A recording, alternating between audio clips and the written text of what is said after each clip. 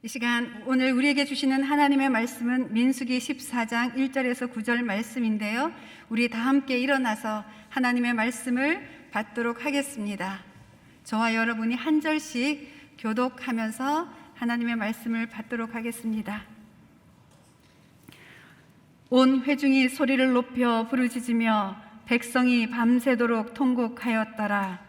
이스라엘 자손이 다 모세와 아론을 원망하며 온 회중이 그들에게 이르되 우리가 애굽 땅에서 죽었거나 이 광야에서 죽었으면 좋았을 것을 어찌하여 여호와가 우리를 그 땅으로 인도하여 칼에 쓰러지게 하려 하는가? 우리 처자가 사로잡히리니 애굽으로 돌아가는 것이 낫지 아니하랴. 이에 서로 말하되 우리가 한 지휘관을 세우고 애굽으로 돌아가자 하매 모세와 아론이 이스라엘 자손의 온 회중 앞에서 엎드린지라.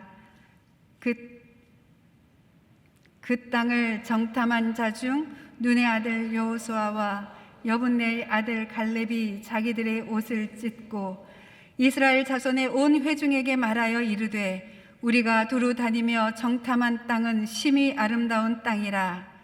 여호와께서 우리를 기뻐하시면 우리를 그 땅으로 인도하여 들이시고 그 땅을 우리에게 주시리라. 이는 과연 젖과 꿀이 흐르는 땅이니라. 함께 읽겠습니다. 다만 여호와를 거역하지는 말라.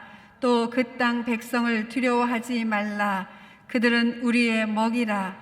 그들의 보호자는 그들에게서 떠났고 여호와는 우리와 함께 하시느니라. 그들을 두려워하지 말라 하나. 아멘. 다 함께 앉으시겠습니다. 이 말씀을 가지고 지난주에 이어서 이주연 목사님께서 묵시가 없으면 백성이 방자히 행하거니와 라는 제목으로 은혜의 말씀 선포해 주시겠습니다.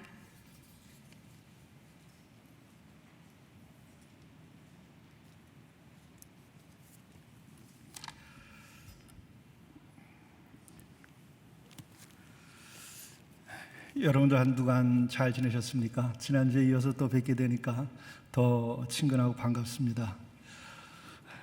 오늘은 우리 모두에게도 또 한국의 역사 속에서도 특별한 날이죠. 오늘 여러분들 궁금한 것이 있으시죠? 여러분, 하나님은 어느 편이실 것 같습니까? 여당일까요? 야당일까요? 아니면 진보일까요? 보수일까요? 하나님은 누구의 편이시겠습니까? 하나님은 회개하는 자의 편입니다. 이것은 분명할 것입니다. 여러분, 누가 당선이 되어도 하나님 편이 아닐 수 있습니다. 하나님 내 편이라고 주장하는 것에 지나지 않을 수 있습니다. 또한 분명한 것은 누가 떨어져도 진정 회개하면 그가 하나님의 편이 될 것입니다. 또한 누가 당선되어도 회개하는 사람이 하나님의 편이 될 것입니다. 추종하는 모든 사람들도 마찬가지일 것입니다. 왜 그렇겠습니까? 서로 앞장서서 내뱉은 말들을 어떻게 감당할까? 저는 그것이 참 걱정됩니다. 인간의 가장 기본적인 덕목은 언행을 일치하는 것입니다. 또 자신이 내뱉은 말에 대해서는 책임을 져야 하는 것입니다. 그런 면에서 생각해 보면 우리가 그동안 내뱉은 말들을 어떻게 감당할 수 있을까요? 마태복음 5장 22절의 말씀입니다. 마태복음 5장 22절의 말씀 잘 한번 살펴보시죠. 나는 너희에게 이르노니 형제에게 노하는 자마다 심판을 받게 되고 형제를 대하여 라가라 하는 자는 공회에 잡혀가게 되고 미련한 놈이라 하는 자는 지옥불에 들어가게 되리라. 무시무시한 말씀입니다. 우리가 이것을 다 잊어버리고 살아온 것은 아닐까요? 이 말씀을 다시 저도 묵상하면서는 두려운 마음이 들고 가슴이 서늘해집니다. 여러분, 이 말씀을 대할 때 가슴이 철렁하지 않나요? 철렁하지 않는 분들은 아마 정말 회개하고 말을 함부로 하지 않은 분이든지 아니면 가짜 신앙 가운데 산 분이든지 둘 중에 하나일 겁니다. 다시 한번 봉독해 드리겠습니다. 나는 너에게 이르노니 형제에게 노하는 자마다 심판을 받게 되고 형제를 대하여 라가라 하는 자는 공회에 잡혀가게 되고 미련한 놈이라 하는 자는 지옥불에 들어가게 되리라. 지옥불까지 말씀이 나오는데 얼마나 큰 죄를 졌다고 그럴까? 우리는 이렇게 생각할지 모르지만 진짜 죄 짓는 사람은 내가 어떤 죄를 짓는지 잘 모르고 죄를 짓습니다. 또 무엇이 얼마나 무거운 죄인지 우리는 잊고 죄를 짓게 되지요.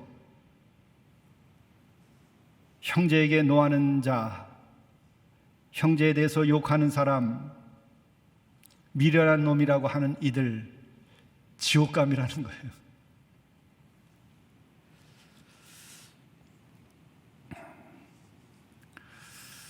이런 말씀도 성경에는 나오고 있습니다. 함께 봉독을 해보실까요? 출애굽기 23장에 나오는 말씀입니다. 우선 출애굽기 23장 1절부터 3절까지만 함께 봉독을 해보도록 하실까요? 출애굽기 23장 1절부터 3절까지의 말씀입니다. 함께 봉독하시죠.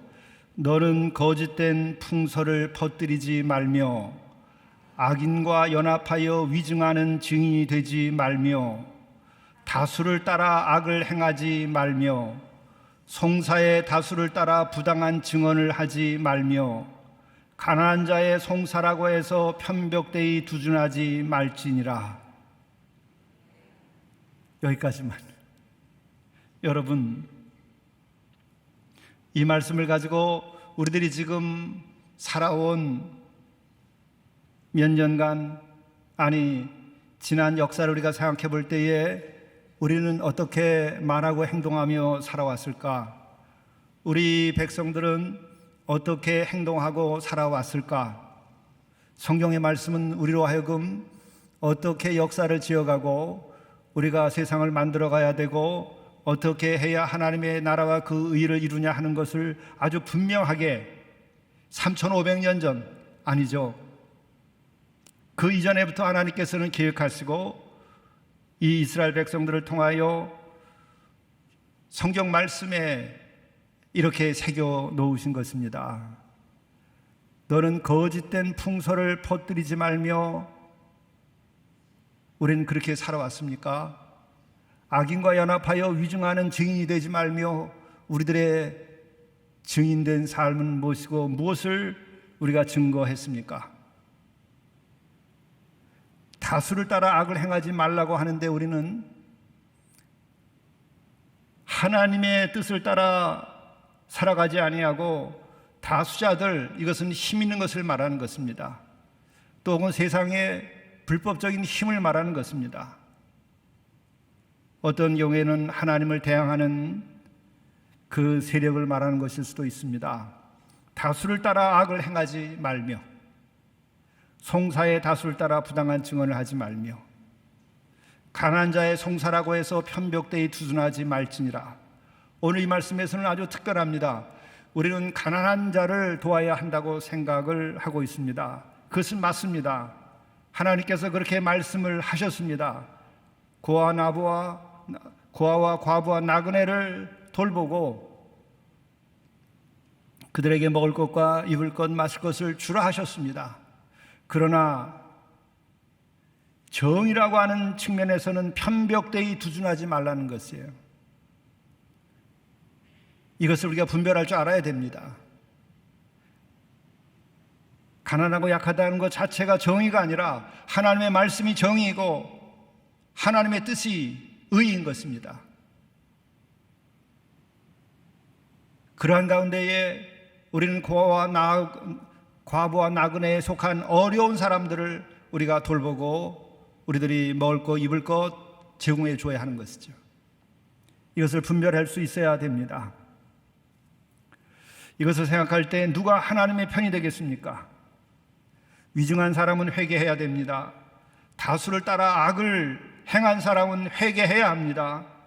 송사의 다수를 따라 부당한 증언을 한 사람은 회개해야 됩니다. 가난한 자라고 해서 편벽되이 두둔한 사람은 회개해야 됩니다. 그러기에 누가 하나님 편이 될 수 있는 것일까? 그것은 바로 회개하는 자가 되어야 한다고 말씀을 드릴 수밖에 없습니다.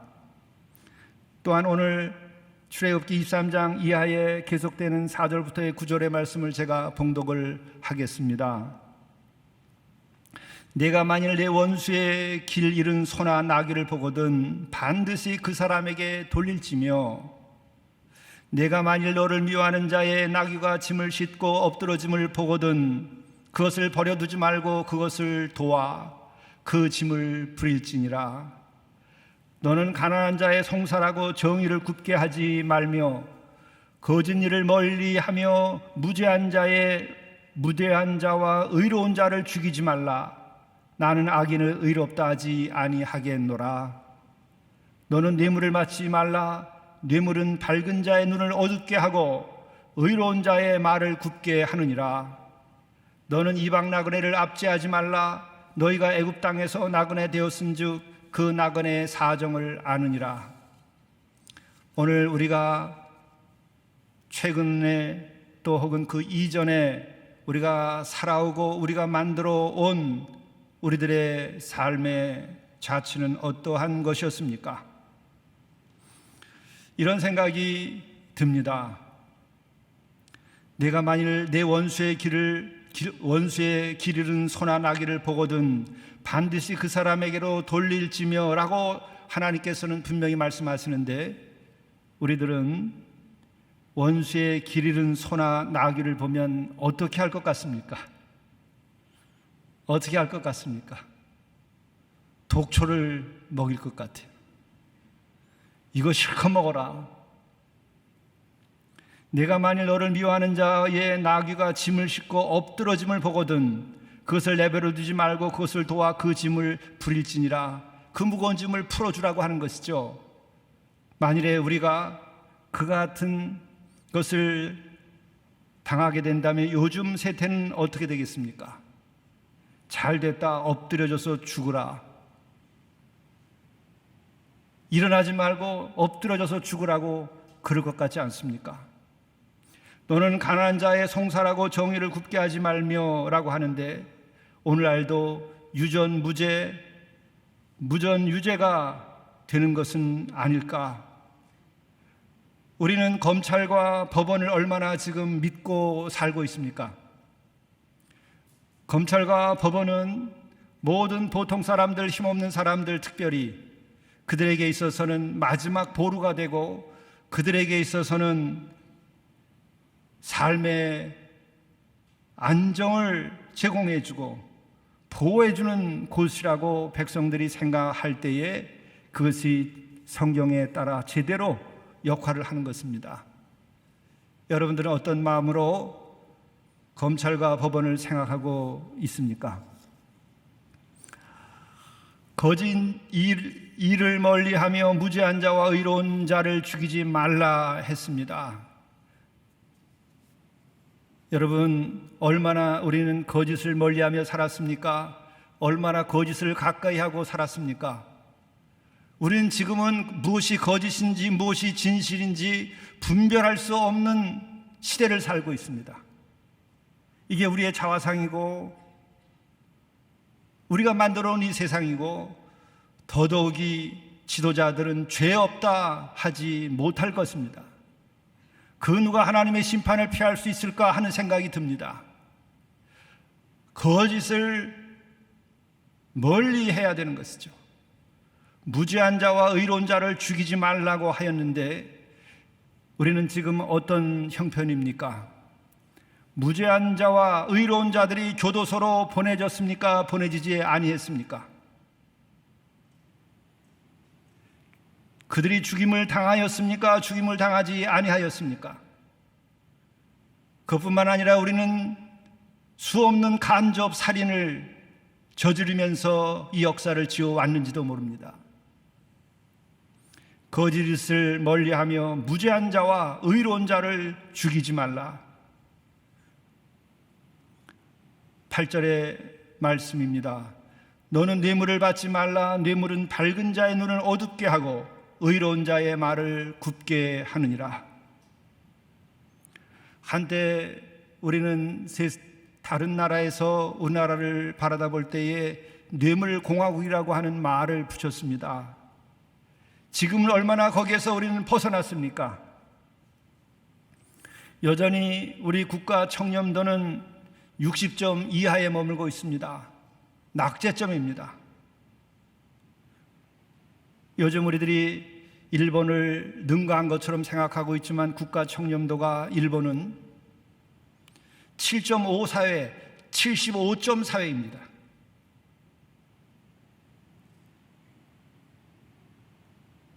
스위스라든지 이쪽의 나라는 95점의 사회입니다. 그렇기 때문에 거기는 그 사회 자체가 편안합니다. 서로 믿을 수 있습니다. 백을 쓸 필요가 없고 복잡하게 생각해서 뒷거래를 할 필요가 없습니다. 우리는 아직까지도 국가 청렴도가 60점 이하의 나라입니다. 온 세상 사람들의 눈을 어둡게 하고 의로운 자의 말과 전문가들의 말을 배설물로 여기고 있습니까? 그렇지 않습니까? 의로운 자의 말을 굽게 하지 말라고 하는데, 뇌물까지 줘가면서 이렇게 만들지 말라고 하는데, 오늘 우리는 과연 얼마나 의로운 자의 말이나 전문가의 그 양심적인 말을 존중하면서 우리들이 살아가고 있는 것입니까? 자신들의 이익과 편당을 위하여 끝없이 악을 저지르고 있는 것은 아닙니까? 9절의 말씀입니다. 너는 이방 나그네를 압제하지 말라. 너희가 애굽 땅에서 나그네 되었은즉 나그네의 사정을 아느니라. 오늘 우리 사회는 이방 나그네뿐 아니라 이 땅의 나그네들을 어떻게 대하고 있습니까? 노숙인들, 외국인 노동자들, 조선족, 동포들, 탈북민들, 이 땅에서 어떤 대접을 받고 살아가고 있습니까? 우리가 부족한 건 부족할 수 있다고 하지만은, 그러나 어떤 마음으로 대하느냐 하는 것이 더 중요한 것입니다. 저는 안타깝게도 어떤 분이 집사님이신데 성실하게 가정을 꾸리고 가족들을 돌보고 아이들을 공부시키고 하는데, 그 요구르트 아줌마라고들 얘기하죠. 그런 일을 하시는데, 뭐 아파트에서 엘리베이터에서 아주 예쁜 아이가 있어서 너무나 아이가 귀엽길래 이름이 뭐냐고 물었더니 관리실에서 절대 묻지 말라고 그러더래요. 어느 정도까지 우리는 서로 믿지 못하고 살아가는 것입니까? 어느 정도까지 우리는 사람을 차별하고 불신하며 살아가는 것입니까? 사랑이 식어가는 것은 말세의 징조입니다. 사랑이 식으면 차별이 나올 수밖에 없습니다. 저희 시도들 그것을 겪으며 지냅니다. 노숙 형제들 정말 상대하기 쉽지 않습니다. 한번 잘해주는 것은 가능하지만 함께 사는 것은 견디기 어려운 거죠. 단 한 사람 두 사람이라 할지라도 그것을 겪습니다. 그러나 그것을 통해서 사랑을 배우는 거예요. 말씀에 순종하는 것을 배우는 것입니다. 우리 이 땅에 사는 사람들은 낯선 사람들에 대하여서나 혹은 내가 상대할 때에 어려운 사람들에 대하여 우리는 다른 것은 다르다고 인정해야 하고, 그리고 내 마음에 들지 않고 보기에 흉하다 할지라도 인간 자체를 버려서는 안 됩니다. 그것이 사랑의 시험이고, 또한 주님께서 우리에게 주시는 우리 성장의 계기가 되는 연단이기도 한 것입니다. 또한 생각해 봅니다. 남북한이 다 함께 친일 청산을 외치기까지 하면서도 남북한이 동족 간의 갈등은 지금 해결하고 있는 것입니까? 이상하지 않습니까? 인권 유린을 당하는 북녘 동족을 생각할 때에 우리는 가해자의 편에 서 있는 것입니까? 고통받는 동족 편에 서 있는 것입니까?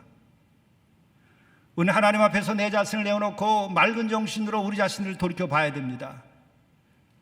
우리는 어느 편당에 속하는 것이 아니라 하나님께 속하고 하나님의 눈으로 세상을 바라다 봐야 됩니다. 바로 그것은 우리가 하나님의 말씀에 순종하고 살아가며 하나님을 경외하고 살아가는 것에 대한 증거입니다. 여러분은 편당에 속해 있습니까? 하나님께 속해 있습니까? 우리는 이 땅에 살고 있으면서도 하나님의 나라의 시민권을 가지고 살아가는 것이요, 이 땅에 있으면서도 하늘 아버지, 하나님을 아버지라고 부르는 사람들입니다.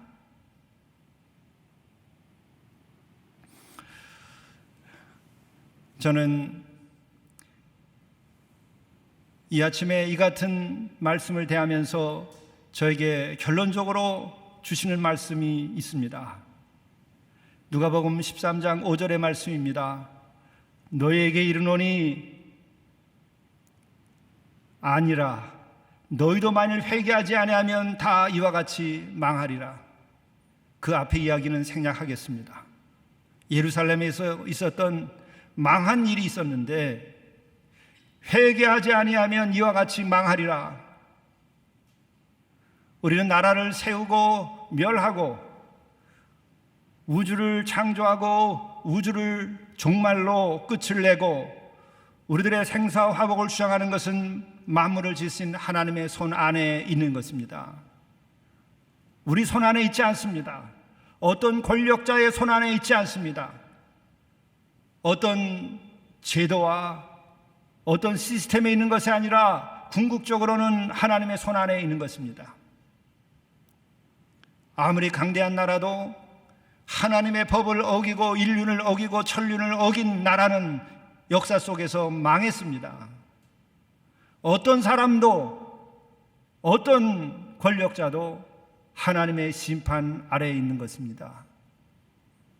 그것을 모르는 자는 결국 스스로 무덤을 파고 죽음에 이르게 되는 것입니다. 그래서 진정으로 잘 되는 것은 하나님을 경외하며 그의 말씀에 순종하는 자들이 흥하게 되는 것입니다. 그래서 누가복음 15장 7절에는 이렇게 말씀하십니다.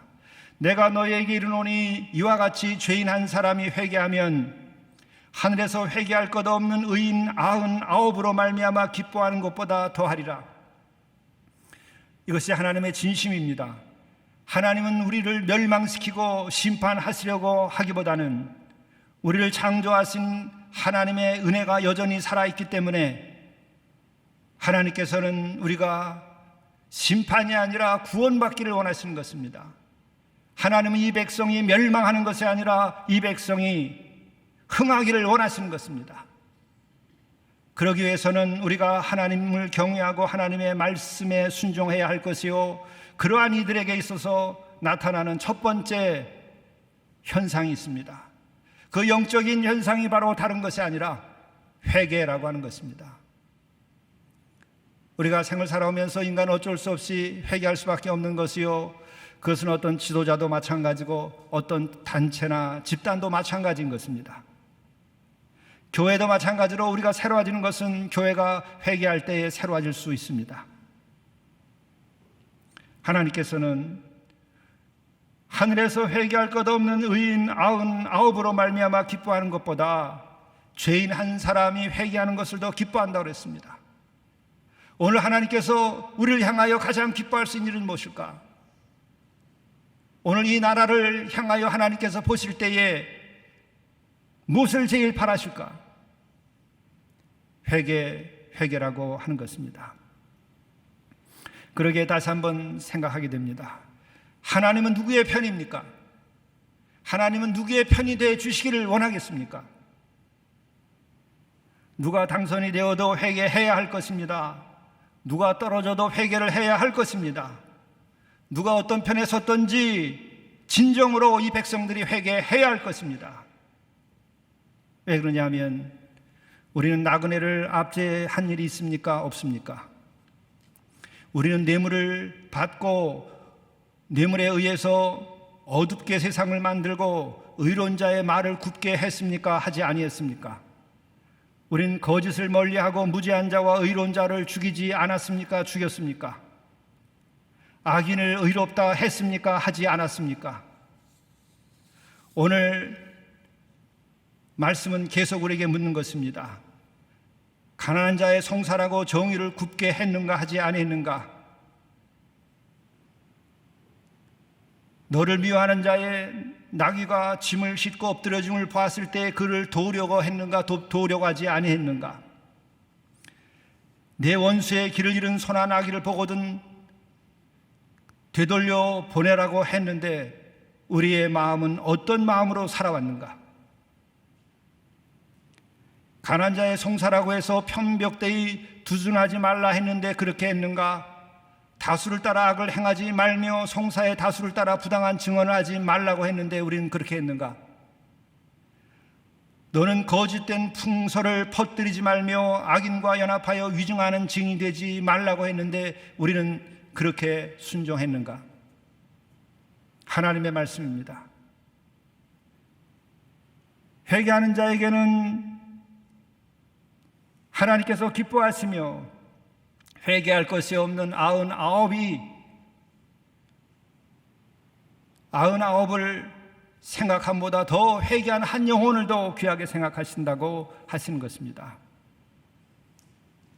결국 우리는 하나님 앞에서의 진실이 필요한 것입니다. 우리들의 물질적인 것과 세력과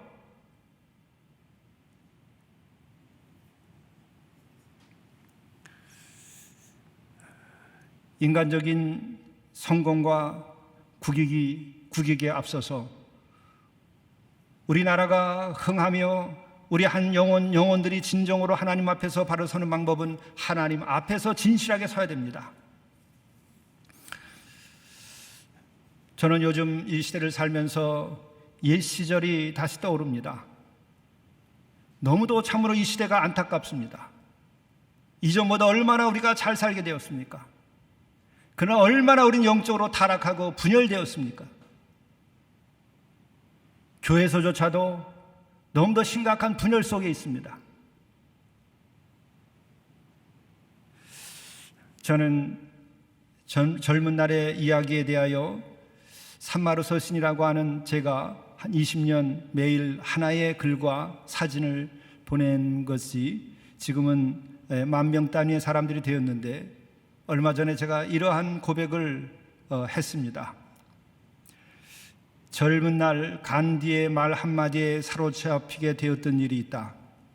사티아그라하, 이 말 한마디를 가슴에 품고 지냈다. 그것은 산상설교의 또 다른 표현으로 내 마음과 통하였다. 70년대 말부터 가졌던 제 마음입니다. 사티아그라하는 사트야라는 말과 아그라하라는 말의 합성어이다. 사티야란 진리를 뜻하는 것이고 아그라하라라고 하는 말은 열정, 노력이라는 뜻이다. 간디의 투쟁은 진리를 향한 열정, 진실을 위한 뜨거움이었습니다. 때문에 비폭력, 무저항의 저항의 길로 나갈 수밖에 없었습니다. 이는 투쟁 아닌 투쟁이고 진실의 싸움입니다. 자기 성찰과 평화를 목표로 한 헌신입니다. 수단과 방법을 가리지 않는 싸움이 아니라 모든 말과 모든 투쟁의 수단이 진실이었습니다. 죄 없는 자가 먼저 돌로 치라는 자기 성찰과 평화를 목표로 한 헌신입니다. 진리의 울림이 가슴 속에 살아있는 영적 싸움을 거리에서 행한 것입니다. 원수들로부터도 존경을 이끌어냈습니다. 세월이 가면서 더욱 그렇게 되었습니다. 영국의 수상이 되었던 처칠이 젊은 때에 그는 간디를 향해서 저 늙은이라고 이렇게 표현했습니다. 저 늙은이. 그러나 그러했던 처칠도 나이가 들어서는 간디를 추모했습니다. 이 같은 울림이 지난 인간의 어두운 역사에 동을 트게 한 것입니다. 이 정신은 바로 산상설교에 뿌리를 두고 있는 것입니다. 실제로는. 그러게 오늘날 우리의 삶의 자리와 역사의 골짜기에서 우리의 영혼은 다시 그날을 안타까이 그리워하지 않을 수가 없습니다. 얼마나 더 어두워지고 이전보다 더 우리는 더럽혀졌습니까? 이것은 지도자들까지 이제는 입에 담을 수 없는 말을 퍼뜨리고 있습니다. 우리는 그래도 체면이 있었던 시절이 있었습니다. 명분이 있었던 시절이 있었습니다. 거짓에 대하여 양심의 가책을 느꼈던 시대가 있었습니다. 이제는 이게 살아남아 있습니까? 살아남아 있지 않습니까? 얼마나 더 어두운 시대가 되고 더럽혀진 시대가 되었습니까? 오늘 우리의 어둠이 짙어진 만큼 참으로 우리는 그 같은 하나님 앞에서의 진실을 추구하는 이들의 영혼이 그리워집니다. 이 봄에 다시 이것이 일어나야 합니다. 진리를 위한 싸움에 불을 붙여야 합니다. 이것이 바로 하나님 나라 운동이고 또 그의 나라와 그 일을 위하여 우리가 헌신할 수 있는 길입니다. 그렇다고 한다면 오늘 우리들은 왜 이렇게 지난 날보다도 더 몇십 배 더 잘 살면서도 이렇게 더러운 역사를 써가고 있는 것일까? 왜 이렇게 영적으로 부패한 시대를 살고 있는 것일까? 왜 이렇게 거짓된 역사를 써가는 것일까? 그것은 잠언 29장 18절이 우리들에게 분명하게 말씀해 주고 있습니다. 잠언 29장 18절의 말씀입니다. 묵시가 없으면 백성이 방자히 행하거니와 율법을 지키는 자는 복이 있느니라. 묵시가 없으면 백성이 방자히 행한다고 했습니다. 묵시라고 하는 것은 무엇입니까? 묵시는 언제 우리들에게 나타나는 것입니까? 묵시라고 하는 것은 하늘의 문이 열려서 하나님과 우리가 소통하는 것을 말하는 것입니다.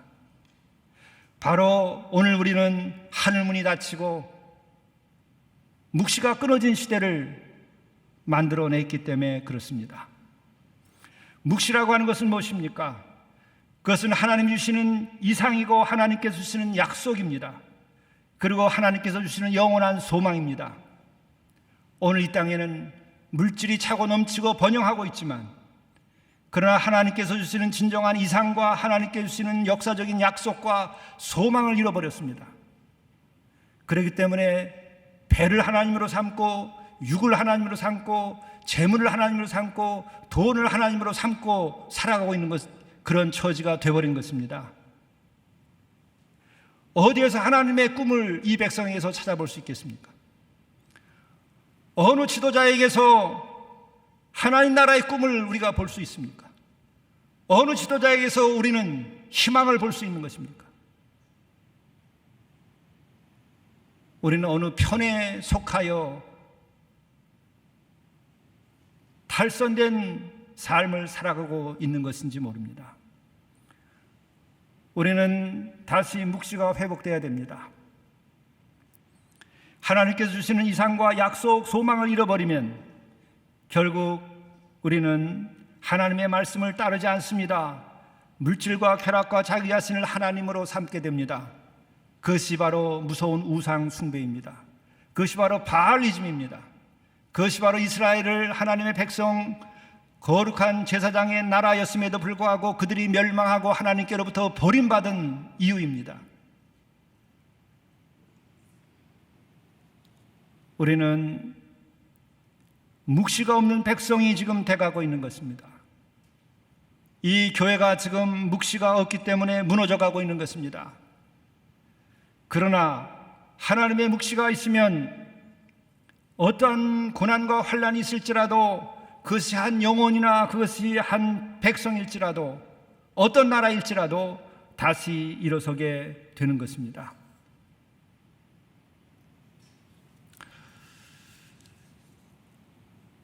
하나님의 묵시가 없어졌을 때에 어떤 일이 벌어졌는가? 그것은 오늘 봉독한 출애굽기 14장에 나오는 말씀입니다.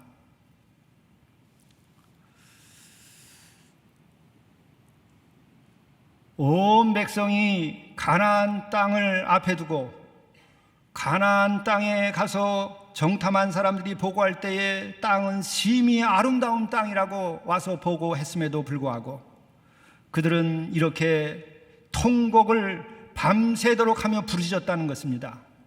온 회중이 소리를 높여 부르짖으며 백성이 밤새도록 통곡하였더라. 모세와 아론을 원망했습니다. 온 회중이 그들에게 이르되 우리가 애굽 땅에서 죽었거나 이 광야에서 죽었으면 좋았을 것을 어찌하여 여호와가 우리를 그 땅으로 인도하여 칼에 쓰러지게 하려 하는가? 우리 처자가 사로잡히리니 애굽으로 돌아가는 것이 낫지 아니하랴. 지금 이들은 광야를 지나여 가나안 땅의 앞까지 이르렀을 때 어떤 일이 있었습니까? 홍해를 갈라서 구원의 문을 열어줬습니다. 먹을 것이 없을 때 만나와 메추라기를 주었습니다. 목이 마를 때에 그들에게 바위를 쳐서까지 마실 물을 주었습니다. 뿐만 아니라 갈 길을 몰라 할 때 구름기둥 불기둥으로 밤과 낮에 인도함을 그들에게 주었습니다. 그리고 마지막 그 약속의 땅 가나안에 가서 정탐을 하고 오니까 정말 땅은 심히 아름다운 땅이라. 그런데 어떤 일이 벌어졌습니까? 모세와 아론을 원망하고 그들을 적대하고 또한 불평과 불만을 하고 그리고 밤새도록 통곡하며 부르짖었다는 겁니다. 왜? 두려움 때문에. 왜 두려움이 생겼을까요? 그 백성들에게 묵시가 끊어졌기 때문입니다. 묵시라고 하는 것은 하나님께서 주신 약속이 그 가운데 있는 것입니다. 묵시를 받을 때에 우리는 하나님께서 주신 약속을 계속 믿을 수 있는 것입니다. 묵시가 우리가 함께 할 때에 우리는 하나님 주시는 비전을 우리는 가질 수 있는 것입니다. 그 비전을 가질 때에 우리는 소망을 가지고 끝까지 어려움을 이겨나갈 수 있게 되는 것입니다. 결국 두려움을 이기고 마침내 우리는 새로운 세계로 나갈 수 있는 것입니다. 이 백성들은 지금 두려움에 빠져 있습니다. 물질이 없으면 어떻게 될까 두려워하고 있습니다. 물질이 넘치는데도 손해볼까 봐 두려워서 쩔쩔매고 있습니다. 그렇게 85세까지 평균 수명이 늘었는데도 내 목숨 일찍 죽을까 봐 쩔쩔매고 있습니다. 뭐가 그렇게 두려운 것이죠?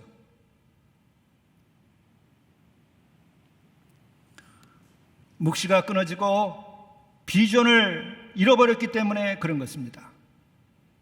이 교회에 하나님께서 주신 묵시, 비전이 없었다고 한다면 여러분과 내가 이곳에서 이렇게 예배드릴 수 있었을까요?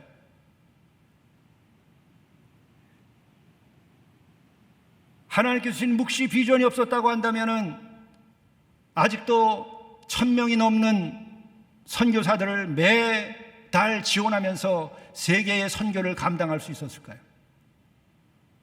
아마 다 안 된다고 그랬을 것입니다. 묵시가 끊어지고 하나님 말씀에 귀를 기울이지 않으면. CGN TV가 여러분 묵시가 끊어지고 하나님께 주신 비전이 없었다고 한다면 그 CGN TV가 만들어질 수 있었겠습니까? 그 비전이 끊어지고 하나님 주신 소망이 끊어지게 되면 두려움 때문에 어떤 일도 할 수 없는 것입니다. 가지면 가질수록 더 잃어버릴까 봐 두려워합니다. 이름이 오르면 오를수록 그 명예를 지키기 위하여 더 두려움에 빠지게 됩니다. 오늘 우리 시대가 그렇게 된 것입니다. 저는 역시 이 교회가 하나님께 주신 묵시가 없고 비전이 없었다고 한다면 한동대학교를 세울 수 있었을까요? 불가능한 일입니다. 여러분들이 겪은 고난을 제가 다 알 수 없지만 멀리서 바라본 그것으로 보더라도 불가능했습니다. 오늘 공교롭게도 장복 장로님께서 이 땅을 떠나서 천국으로 가는 환송 예배를 드렸다고 들었습니다. 신문을 통해서 제가 오늘 아침에 봤습니다. 113억을 한동대학에 기증을 했습니다. 잘 가진 것을 그렇게 기증을 한 것입니다. 묵시가 없이 이것이 가능하겠습니까? 많이 가진 사람들은 그 많이 가진 것 때문에 더 두려워하고 더 쩔쩔매고 더 많은 계산을 하고 더 힘든 인생을 살아갑니다. 여러분 가져보세요. 한 100억씩 500억씩 1조 원씩 한번 가져보세요. 10조 원을 가져보세요. 가진 것만큼 여러분은 더 불안에 떨 수 있어요. 더 두려워할 수 있어요. 도전할 수 없어요.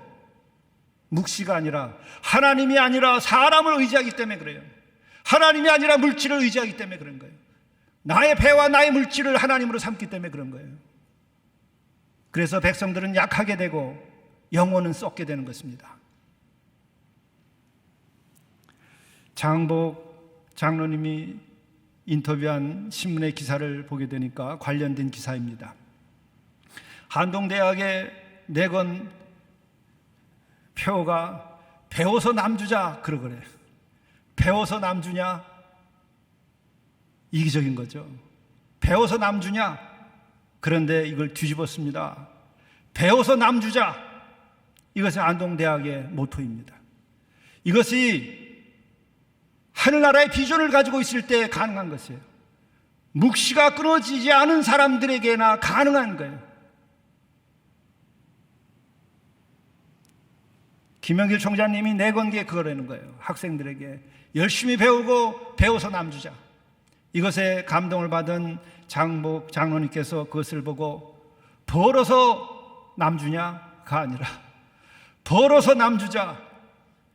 그래서 열심히 성실하게 벌어서 쓸만한 곳에 하나님께서 원하시는 그 묵시가 있고 비전이 있고 약속이 있는 곳에 그것을 보내자. 그 학교에 갔더니 한동대학의 학생들이 정말 친할아버지처럼 나와서 인사하더라는 거예요.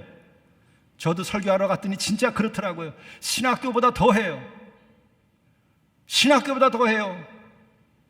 그들이 다 선교사들입니다. 제가 보기에는. 그래서 그 할아버지가 우리 장로님이 야, 배워서 남주는 아이들을 보고 내가 벌어서 남주자 하는 마음이 들어서 다 바쳤다는 거예요.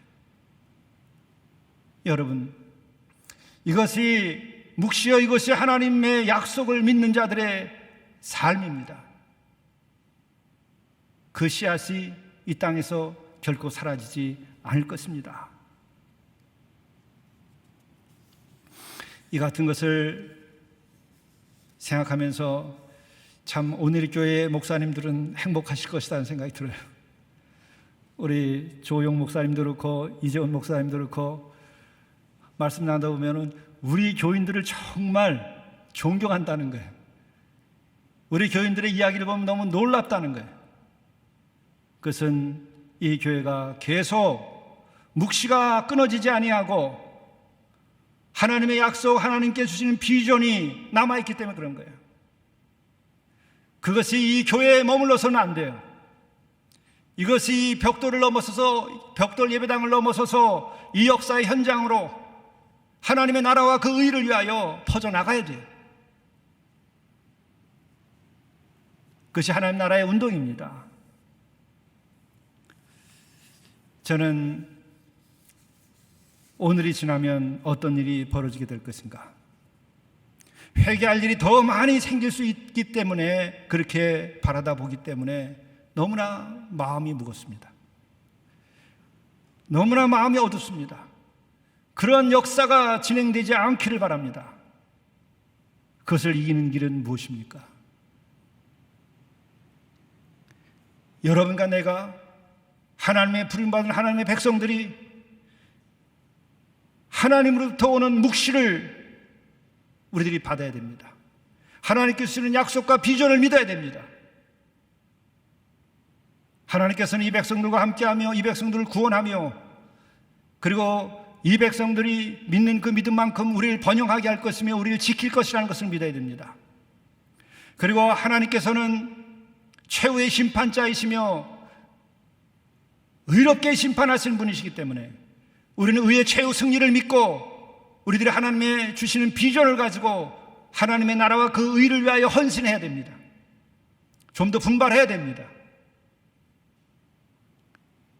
그럴 때 비로소 이 땅에 희망을 줄 수 있을 것입니다.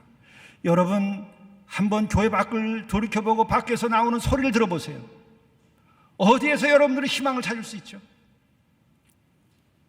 하나님께서 주시는 비전, 하나님께서 주시는 약속, 하나님께서 주시는 이 나라의 미래에 대한 하나님의 나라와 그의가 실현될 그것을 우리가 비전으로 삼고 나가야만 희망이 있습니다.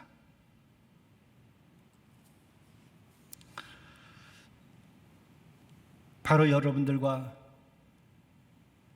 또 우리 오늘의 모든 분들이 또 더 나아가서 이 땅에 살고 있는 하나님의 부름받은 성도들이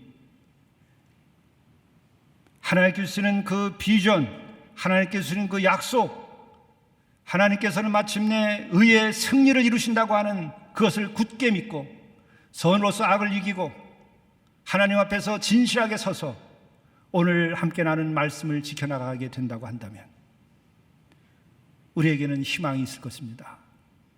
그것을 통하여서만이 이 민족에게 희망이 있을 것으로 생각됩니다. 그러기에 우리의 십자가가 크고 무겁습니다. 이러한 길로 나가실 수 있기를 간절히 바랍니다. 기도하시겠습니다.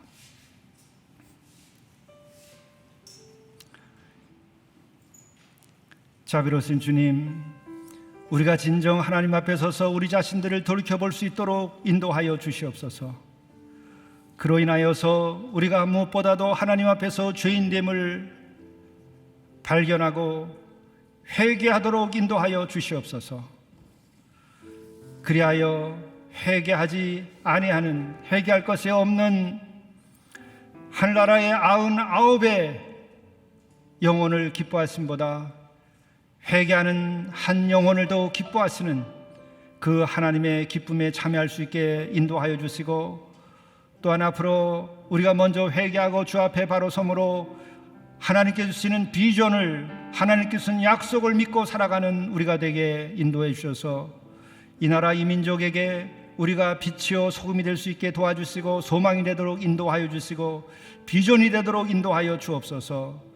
더 이상 악에 대하여 두려워하지 말게 하시고, 불신앙에 대하여 두려워하지 말게 하시고, 죽음에 대하여 두려워하지 말고, 전쟁에 대하여 두려워하지 말고, 폭력에 대하여 두려워하지 말고, 우리가 사랑으로서 미움을 이기고 선으로서 악을 이겨나가게 도와주시고, 약속과 비전을 통하여서 모든 두려움을 이기고 우리가 마침내 하나님이 원하시는 그의 나라와 그 의를 이뤄갈 수 있도록 인도해 주옵소서. 예수 그리스도의 이름으로 간절히 기도드리옵나이다. 아멘.